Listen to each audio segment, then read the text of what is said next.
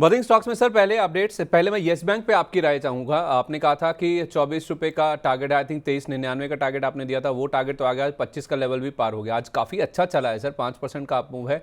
आपने कहा था 29 पार होना बहुत इंपॉर्टेंट है, फिर 84 का लेवल भी आ जाएगा। अब ये 24 पार हुआ है जो आज 5% का मूव है, क्या वेट करें 29 तक का?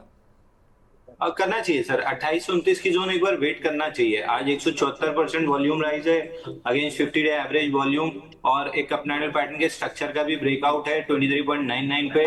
तो आइडियली आपका 28.35 लेवल आता है। 50 मंथ मूविंग एवरेज है 2770, जो कि हर रोज मतलब धीरे धीरे नीचे सरक रहा है। फिलहाल 45 डिग्री फॉलिंग 51 मूविंग एवरेज 2770 पे।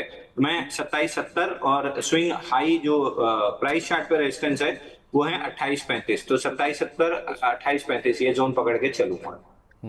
ठीक है, ओके, परफेक्ट है। डिक्सन टेक पर आपका व्यू दीजिए सर। डिक्सन टेक में आज खबर ये चल रही है एक रिपोर्ट के हवाले से कि वीवो के साथ इनकी जो जेवी को लेकर डील होनी है उसको बहुत जल्द सरकार से मंजूरी मिल सकती है। कि इंटर मिनिस्ट्रियल कमेटी ने इस डील को, इस जेवी को मंजूरी ऑलरेडी दे दी है। शनिवार को इसकी मंजूरी आ चुकी है, लेकिन सरकार की ओर से अभी तक इसकी पुष्टि होना बाकी है। अगर ये हो जाता है तो 30,000 करोड़ रुपए की एक रेवेन्यू अपॉर्चुनिटी कंपनी के लिए खुलती हुई नजर आएगी, और डील को मंजूरी से करीब 22 मिलियन 2.2 करोड़ यूनिट्स जो मोबाइल वॉल्यूम्स हैं वो बढ़ते हुए नजर आ सकते हैं। और वीवो का जो टोटल प्रोडक्शन है उसका 67% हिस्सा इस जेवी में ट्रांसफर होता हुआ नजर आ सकता है। तो एक बड़ा जायंट बन के ये दोनों कंपनियां उभर सकती हैं अगर ये जेवी को मंजूरी मिल जाती है, जो कि एक न्यूज़ रिपोर्ट के हवाले से कहा भी जा रहा है। डिक्सन टेक में सर एक ब्रोकर की रिपोर्ट भी आई थिंक, जेपी मॉर्गन की एक रिपोर्ट आई है, काफ़ी पॉजिटिव है, जिस वजह से पिछले 3-4 दिन में काफ़ी अच्छा चला है स्टॉक सर। डिक्सन टेक में यहाँ से क्या फ्रेश खरीदारी भी की जा सकती है? Dixon tech sir, Dixon tech में देखिए स्टैंडर्ड डिस्क्लेमर, परसों और कल के सेशन में दोनों सेशन में मीडिया पे बाई दिया हुआ है। जब 11,845 का ब्रेकआउट बन रहा था 12,900 के टारगेट के लिए, 12,900 पहला टारगेट था, दूसरा टारगेट था 13,500 से 13,600। तो मेरे को लग रहा है कि 13,600 की तरफ ये बढ़ रहा है।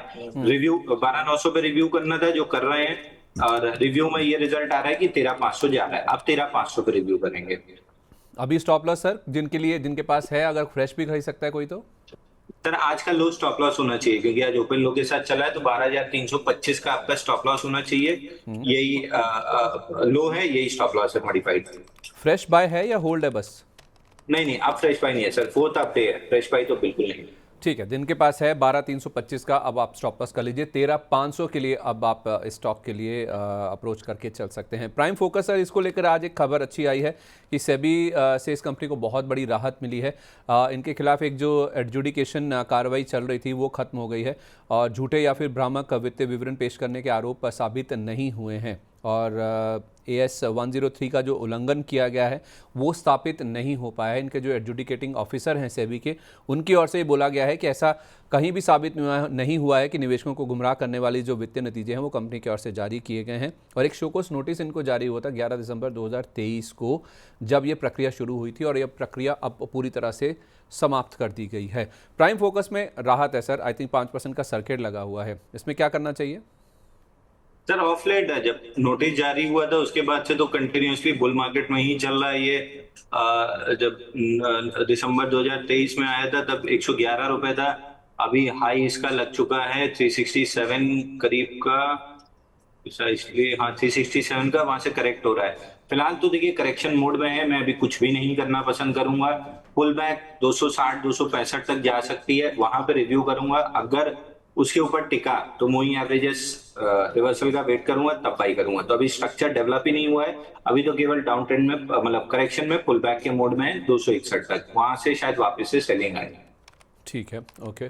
चलिए कुछ अच्छे वॉल्यूम वाले स्टॉक्स की और रुक करें तो उसमें डोम्स इंडस्ट्रीज सर, एक ब्लॉक डील हुई है आज इसमें, जिसमें फीला की ओर से स्टेक बेचने की बातचीत आ रही थी। 3200% का वॉल्यूम राइज है सर, इसमें डोम्स में क्या चल रहा है? सर डोम्स हमने शायद परसों भी डिस्कस किया था आई बिलीव। आपने अवॉइड करने के लिए कहा था। हाँ, DOMS I would still avoid sir. DOMS में अभी भी मेरे को ऐसा स्टेडेबल पैटर्न नहीं दिख रहा है। 3 दिन की टाइट रेंज थी, आज तीनों दिन की टाइट रेंज के नीचे गैप डाउन खुला और रिकवरी आ रही है। तो वॉल्यूम राइज जरूर है आपका 7,590%, but I would still avoid. ये lower end of the zone पे इतनी वॉलिटिलिटी कॉमन चीज है, ट्रैप यहाँ पे कॉमनली बनते हैं बड़े वॉल्यूम से, तो आई वुड अवॉइड, मैं नहीं करूंगा अभी तो उसको। ब्रिगेड में कोई ट्रेड है सर? ब्रिगेड में आज 1:3 का जो बोनस का एडजस्टमेंट है वो दिख रहा है, एक्स डेट है उसकी 5.5% ऊपर है, 1432% का वॉल्यूम राइज 2 हफ्ते के मुकाबले। सर ब्रिगेड में आज स्प्लिट हुआ है, स्प्लिट के बाद जनरली थोड़ा सा प्रेशर रहता है। अब इसमें गैप अप खुला है, मे बी अट्रैक्ट करने के लिए, तो मैं अभी अवॉइड करके चलूंगा। ब्रिगेड जब तक 608 610 नहीं निकलता है तब तक मैं नहीं करूंगा। 608 610 जब तक नहीं निकल जाता तब तक आप इसे अवॉइड करके चलें। अच्छा, फिनोलेक्स इंडस्ट्रीज सर, भले ही मूव ज़्यादा बड़ा नहीं है आज के सेशन में, लेकिन वॉल्यूम राइज 1276% का है 2 हफ्ते के एवरेज के मुकाबले। कुछ बड़ा हो रहा है इसमें? फिनोलेक्स इंडस्ट्रीज नहीं सर, वॉल्यूम अच्छा है लेकिन डोजी कैंडल की फॉर्मेशन है, और वो भी अभी देखिए ब्रेकआउट फेल किया था 197, लिक्विडेशन में नीचे आ रहा है, ऑर्डर ब्लॉक टेस्ट किया है 168 का, वहीं वहीं घूम रहा है, 168 टूटा तो एक बार और डाउन साइड आपको मिल सकती है। ठीक है, तो इसको भी अवॉइड करें फिर? कंप्लीटली अवॉइड लिस्ट में रहेगा। ठीक है। IFCI सर, पहले भी मेरी बात हुई है, आपने कहा था कि 99 तक तो पूरा ही बुक कर लेना चाहिए। आज भी हम देख रहे हैं कि NSE के IPO को लेकर जैसे जैसे अपडेट्स आ रहे हैं, अब माना जा रहा है कि जो IPO का साइज़ है वो शायद 30,000 करोड़ रुपए भी हो सकता है। अब तक का सबसे बड़ा IPO ये होगा अगर यही साइज़ आ जाता है इसका। तो IFCI आज भी करीब 2% के आसपास का अपमूव है। अब क्या व्यू होना चाहिए इस पर? सर IFCI अभी भी 9140 के ऊपर जब तक ट्रेड नहीं करता तब तक मैं अवॉइड करके चलूंगा। 9140 इसके ऊपर एक वीकली क्लोजिंग मिले तब जाके कुछ बढ़िया ट्रेड बनना स्टार्ट हो। फर्स्ट लेग मूव हम प्ले कर चुके हैं, तो थोड़ी सी उसको हजम करने की कोशिश कीजिए। ठीक है। IDBI बैंक में क्या करें जो आज एक बड़ा मूव आया सर वॉल्यूम्स के साथ 16% का?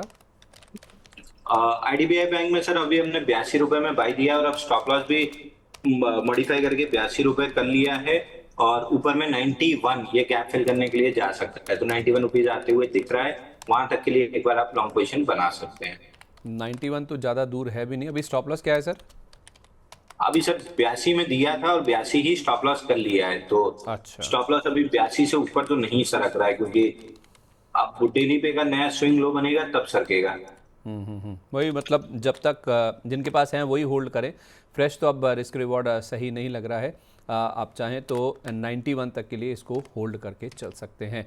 इसके साथ साथ आज के सेशन में सुंदरम फास्टनर्स में भी सर मूव बड़ा नहीं है लेकिन वॉल्यूम अच्छे हैं, 400% का वॉल्यूम राइज है। सुंदरम फास्टनर्स में कुछ किया जा सकता है?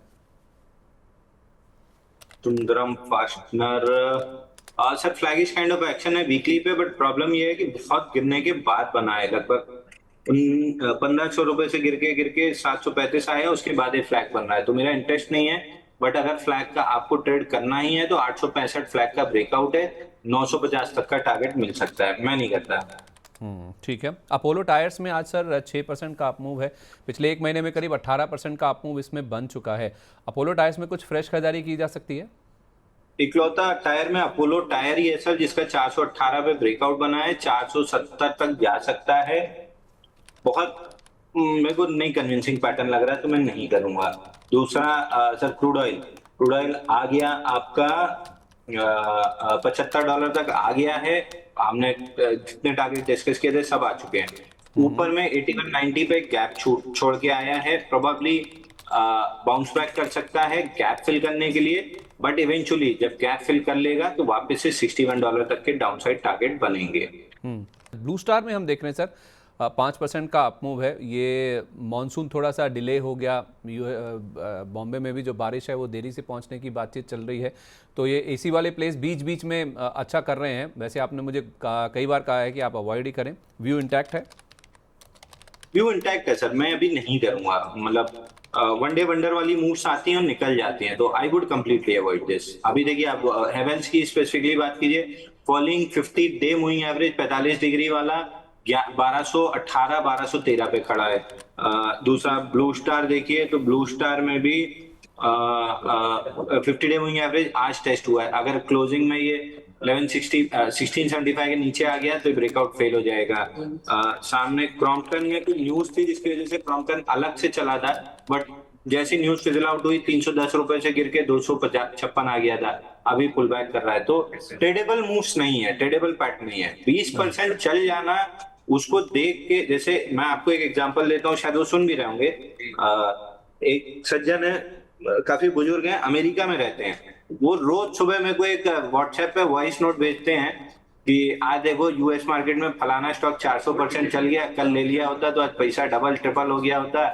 अपने पे एहसान करो, मेरे पे एहसान करो, मेरा अकाउंट ले लो, मैं उसमें पैसा डाल देता हूँ, ट्रेड कर लेता हूँ। 15 दिन तो मैंने कुछ नहीं बोला। फिर पिछले हफ्ते वो तो थोड़ा सा मूड खराब था, सुबह उठते ही जैसे ही मैसेज देगा, तो मैंने खाली बड़े प्रेम से व्हाट्सएप ही लिखा था, बोला अंकल रोज सुबह टॉप गेनर शॉर्ट करके 4 स्टॉक उठा लेना कि 200-300% चल गए, कल खरीद लिया होता तो अच्छा होता। प्रोसेस तो बताइए कि कल इनको खरीदते क्यों? अमेरिका में 40,000 50,000 स्टॉक लिस्टेड है, उनमें से खोज के ये 3 कैसे आप लाए होते? तो ये टॉप गेनर शॉर्ट करके फोमो में आके कुछ भी खरीद लेना, ये कोई अच्छी स्ट्रेटेजी नहीं है। तो अपने मार्केट में 20% का सर्किट है, तो शाम को आके टॉप गेनर शॉर्ट करना कि कल ये ले लिया होता, आज 20% बढ़, ये शेख चिल्ली की कहानियों से नहीं चलता है। ट्रेडेबल पैटर्न्स होने चाहिए, भले वो स्टॉप लॉस खा जाए, मेरा प्रोसेस सही होना चाहिए। At the end of 100 trade में प्रॉफिटेबल रहूंगा, मैं एक ट्रेड से परफॉर्मेंस नहीं जज करता हूँ। तो ट्रेडेबल मूव्स होने चाहिए जो इनमें नहीं है। ठीक है, तो फिर ट्रेडेबल मूव्स के हिसाब से मैं थोड़ा सा अपने सवालों को चेंज करता हूं। अभी तक गेनर्स या फिर वॉल्यूम राइज वाले स्टॉक्स में बता रहा था, आज बीएससी में काफ़ी दिनों के बाद आपसे डिस्कस कर रहा हूं सर, 4060 के आसपास है, 2.5% नीचे है। बीएससी में कोई मूव बनता है सर एनएससी के आईपीओ को ध्यान में रखते हुए? सर देखिए, बीएससी, अगर आपने यही सवाल मेरे से 9:30 बजे के आसपास पूछा होता, मेरा बीएससी में इंटरेस्ट होता, क्योंकि वीकली चार्ट पे 3 डाउन वीक्स के बाद सीधा गैप अप खुला था लास्ट वीक के हाई के ऊपर। कल भी डोजी था, आज भी डोजी था, आज फॉलो थ्रू मूव मिल रहा था। बट अभी आप पूछ रहे हैं तो अब ये फिजल आउट हो चुका है। तो वही चीज है, अच्छा पैटर्न था, स्टॉप लॉस कट गया। 60-70 रुपए का स्टॉप लॉस होता, कट गया। तो पैटर्न अच्छा था, सब चीज अच्छी थी, फिर भी स्टॉप लॉस कट गया। तो अब तो स्टॉप लॉस कटा है, तो अभी बीएससी मेरे इंटरेस्ट लिस्ट में नहीं है। दोबारा से अगर ये शेकआउट होता है, मतलब अगर ये स्टॉप लॉस कटना शेकआउट होता है और दोबारा 4185 4200 क्रॉस होता है, तो बीएससी में मेरा इंटरेस्ट जरूर आएगा।